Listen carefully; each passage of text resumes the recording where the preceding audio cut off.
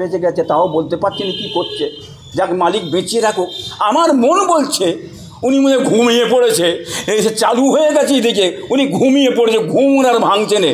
যাক কাফের শওকত মোল্লাকে আমি বলতে চাই তুমি একটু তাড়াতাড়ি যাও ঘুম বাগানে, দু চারটে ফটোকা নিয়ে যে দুম দুম করে বাজালে দিতে মমতা ব্যানার্জি সাহেব ঘুমটা ভেঙে যে দেখতে পাই যে চারিদিকে সব চালু হয়ে গেছে, বাঁচাও কী করে বাঁচানো যাবে।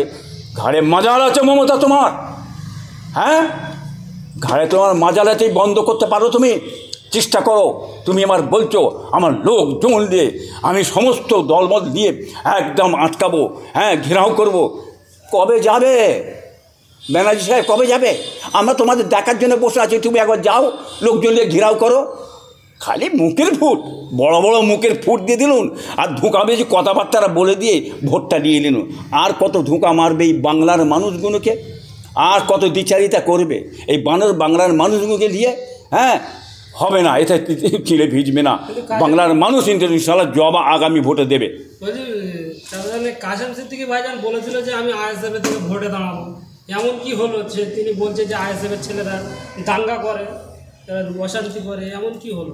আগে ছিল আইএসএফের ভিতরে থেকে অনেক কিছু কথা বলেছিল, পাশে দাঁড়িয়ে সবই ছিল, কি বুঝলেন। আমার হয়তো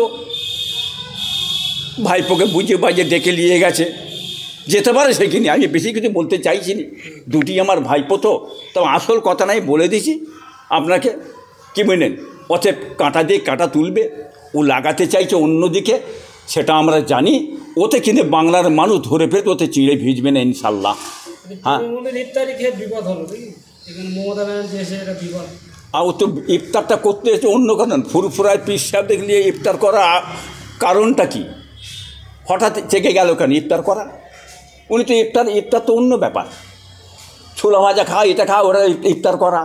মসজিদে যে এই ঈদগাহে যে নামাজের গোড়ায় যে হাজির হয়ে যাচ্ছে মাথায় রুমাল দিয়ে একদম, ঈদগার ময়দানে কলকাতা রেড রোডে যে হাজির হয়ে যাচ্ছে, এতে মসজিদ ইফতার করছে, ফুরপে ইফতার, এটা একমতো মুসলমানদের ধোঁকা দিয়ে ভোটটা টানার জন্য। এটা কৌশলটা অন্য, এটা দ্বিচারিতা।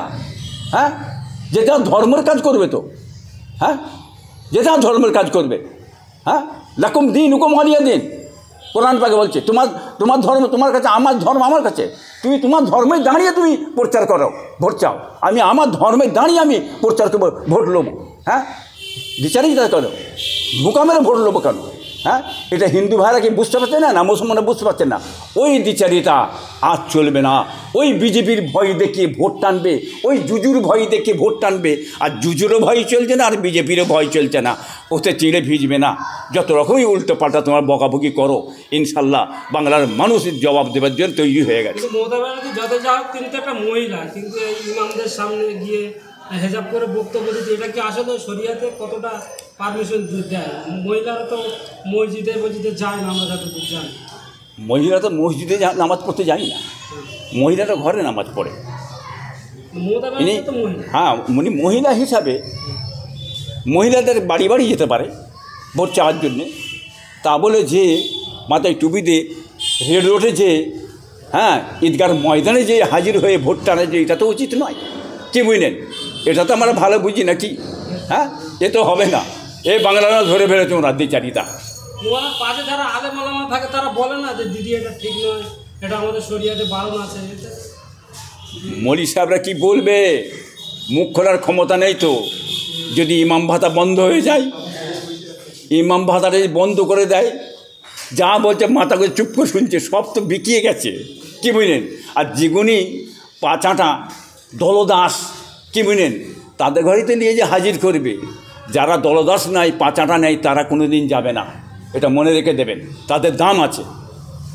বলছি হুজুর, আপনার দুটো ভাইপো রাজনীতিতে গিয়েছে। এক ভাইপো যখন আন্দোলনে যায় তার টুপি খুলে গেলে সেই টুপিটাকে তিনি বুকে আগলে রাখে, আর এক ভাইপো যখন অভিষেক কিংবা মমতার সামনে যায় টুপি মাথায়তে খুলে দেয়, কিংবা কোনো রাজনৈতিক মঞ্চে উঠলে তার মাথায় টুপি দেখা যায় না।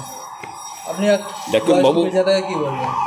আমি এটা বলতে চাই, আমি মুসলমান হিসাবে আমার ধর্মের পোশাকটা আমার কাছে থাকবে। আমি আমার ধর্মের পোশাকলে আমি পার্লামেন্টে যাব, সমস্ত জায়গায় যাব। আমি আমার ধর্মের পোশাকটা হ্যাঁ খুলে দিই আমি, ওই পার্লামেন্টের নেতাগিরি করাটা আমার দ্বারা উচিত হবে না, এটাই বলতে চাইব।